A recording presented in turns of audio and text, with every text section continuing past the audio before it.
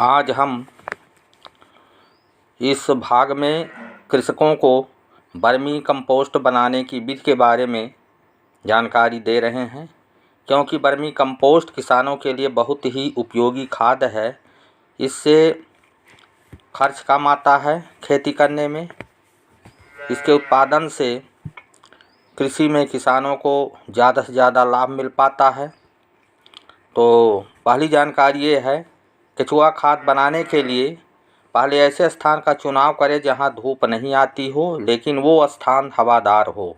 ऐसे स्थान पर 2 मीटर लंबा एवं 1 मीटर चौड़ा जगह के चारों ओर मेड़ बना दें, जिससे कंपोस्टिंग पदार्थ इधर उधर बेकार ना हो। दूसरी जानकारी है, सबसे पहले नीचे 6 इंच का एक परत जिसमें आधा सड़ा हुआ गोबर या वर्मी कंपोस्ट हो, इसमें थोड़ा उपजाऊ मिट्टी मिलाकर फैला दें। इससे केचुआ को प्रारंभिक अवस्था में भोजन मिल सकेगा। इसके बाद 40 केचुआ प्रति वर्ग फीट के हिसाब से उसमें डाल दें। इसके बाद उसके घर एवं रसोई घर की सब्जियों के अवशेष आदि का एक परत डालें, जो लगभग 8 से 10 इंच मोटा हो जाए। दूसरी परत को डालने के बाद पुआल, सूखी पत्तियां, गोबर आदि को आधा सड़ाकर दूसरे परत के ऊपर डालें। प्रत्येक परत के बाद इतना पानी का छिड़काव करें कि जिससे परत में नमी हो जाए।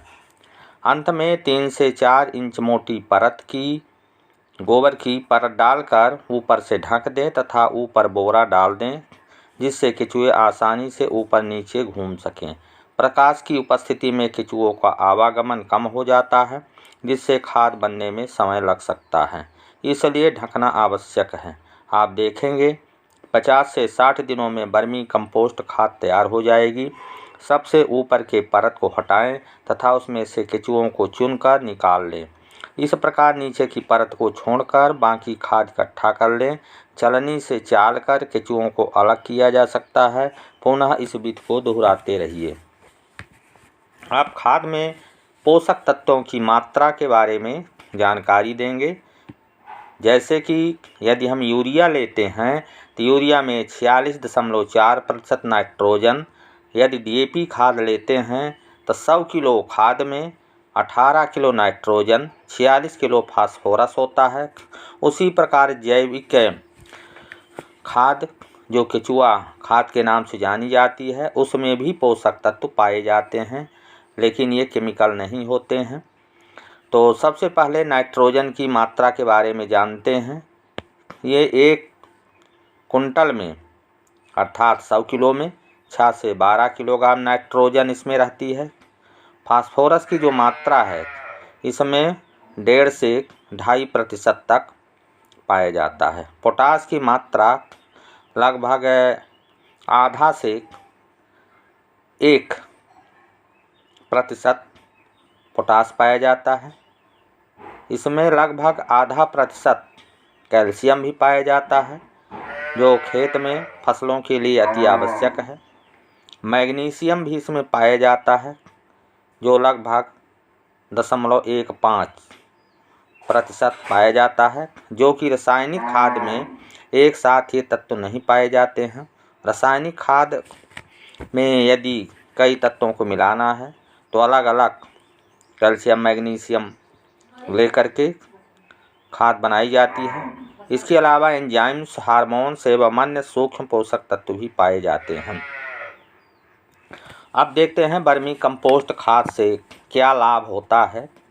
केचुआ द्वारा तैयार खाद में पोषक तत्वों की मात्रा साधारण कंपोस्ट की अपेक्षा अधिक होती है।